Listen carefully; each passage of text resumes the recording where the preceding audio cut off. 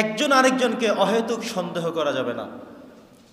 দুজনের মাঝে ঝগড়া বা বিবাদ লাগার সবচেয়ে আরেকটা বড় কারণ হলো অহেতুক সন্দেহ। নতুন বিয়ে করেছেন, স্ত্রীর মোবাইলে কে যেন ফোন দিয়েছে, স্বামী বেচারার টেনশনে কে ফোন দিল। স্ত্রী কারোর সাথে মেসেজ করলেন, স্বামী বেচারা চিন্তা করলেন যে মেসেজ দিল কে, বাহিরে গিয়ে কথা বললো কার সাথে, আমাকে দেখি ফোনটা কেটে দিল, দেখি কে ফোন করলো। এই যে আপনি চেক শুরু করলেন, ইনবক্স চেক করলেন, মেসেজ চেক করলেন, ফোন কল চেক করলেন, কল লিস্ট চেক করলেন, কল রেকর্ড আপনি শুনতে গেলেন। আবার স্ত্রী বেচারিও সন্দেহ শুরু করলো যে উনি কথা বললো কার সাথে, আজকে বাড়িতে দেরিতে আসলো কেন, মোবাইলে এত মিনিট ছিল আমার সাথে কথা বলে না, কোথায় গেল। স্বামীর কাছে বিকেলে 2-3 বার ফোন করেছিল কিন্তু ওয়েটিংয়ে ছিল, ওনার তো টেনশন যে কার সাথে তাহলে কথা বলে। তো এই যে একে অপরকে সন্দেহ, কার সাথে কথা বললো, কার সাথে চ্যাটিং করলো, ওয়েটিংয়ে পাওয়া গেল কেন, কে আছে এমন আমার থেকে বড়, এগুলো করতে গেলেই সংসারের মধ্যে তখনই ঝামেলা বাজে না, তখনই বেজে যায়। তখনই সংসারের মধ্যে বড় ধরনের ঝামেলা চলে আসে। তখন ইবলিস এসে সামনে দাঁড়ায় যে আরেকটু বাড়াইয়া দেই। আপনি সন্দেহ করলেন একটু, ইবলিস সেটাকে আরেকটু কারণ দেখিয়ে আরেকটু বাড়াইয়া দিল। কারণ ইবলিসের কাজ হলো আপনাদের দুজনের মাঝে যে সুন্দর সুসম্পর্ক, এটা সে সহ্যই করতে পারে না, সে চায় একটু যে বাধায় দেওয়া যায় কিভাবে। এটা হলো ইবলিসের কাজ, সেই কাজ চ্যালেঞ্জ করেই কিন্তু আসে। অতএব আপনাকে আমাকে মনে রাখতে হবে, শয়তান আপনাকে যখন ধরেছে, আপনার মাঝে স্ত্রীর মাঝে যখন ঝগড়া লেগে গেল, তখন কিন্তু শয়তান এসে আরেকটু বাঁচাইয়া দেওয়ার চেষ্টা করবে। দেখবেন আপনি তখন এমন কথা বলে ফেললেন যেই কথা বলার লোক আপনি না। আপনার স্ত্রী এমন এক খোঁটা দিয়ে দিল যেই খোঁটা সে কখনো দেওয়ার মতো মানুষ না, কিন্তু লেগে তো গেল।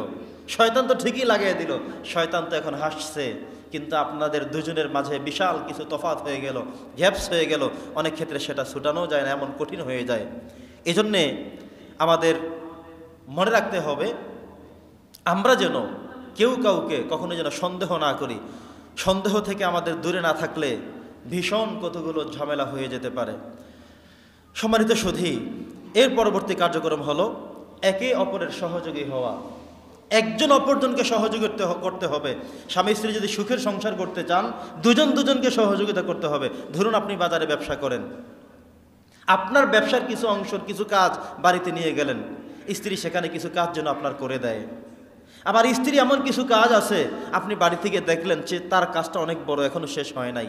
আপনি গিয়ে দেখলেন যে আজকে আপনার সন্তান 2-3টা সন্তান, তাদের জামা কাপড়গুলো, তাদের ময়লা আবর্জনা আজকে ভিজিয়ে রেখেছে বালতির মধ্যে। আপনি বলবেন ঠিক আছে তাহলে আমি ধুয়ে দিব।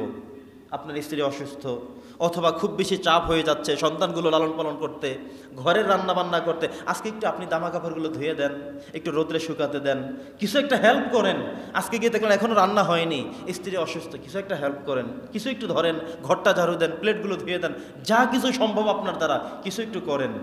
তাহলে স্ত্রী একদিন সাপোর্ট পেল। আবার আপনার যে কাজগুলো আছে স্ত্রীরা যেন সেটাও করে। যেমন আপনি একজন মানুষ শ্রমিক, তার একটি দা আছে, একটি কুড়াল আছে, একটি কোদাল আছে, কাজ করে যাওয়ার পরে স্ত্রী কী করবেন, এদিকে আমার দরকার নেই না, বরং তিনি সেগুলো একটু পরিচ্ছন্ন করে রাখবেন। দাওটা ময়লা পড়ে আছে, দাওটা ধুয়ে এক জায়গায় সুন্দর করে রাখবেন, কোদালটা সুন্দর করে রাখবেন, কুড়ালটা সুন্দর করে রাখবেন। পরবর্তী দিন যখন কাজ করতে যাবে তখন যেন সেগুলো সুন্দর মতো নিয়ে দেওয়া যায়। স্বামী এসে মোবাইলটা সামনের চকিতে রেখে গোসল করতে চলে গেছে, চোরে নিয়ে যেতে পারে, তিনি হয়তো সতর্ক হতে পারেননি। স্ত্রী মানুষ, আপনি তাড়াতাড়ি এটাকে সুন্দর করে রেখে দেন। তার মানে হলো একে অপরকে যেভাবে সহযোগিতা করা যায়, যত সুন্দর করে সহযোগিতা করা যায় সেটাই করতে হবে। তাহলেই একে অপরের এই সমস্ত কল্যাণ কাজগুলোর মধ্য দিয়েই চলে আসবে শান্তি। সেই শান্তি আল্লাহ তাআলা কামনা করেন।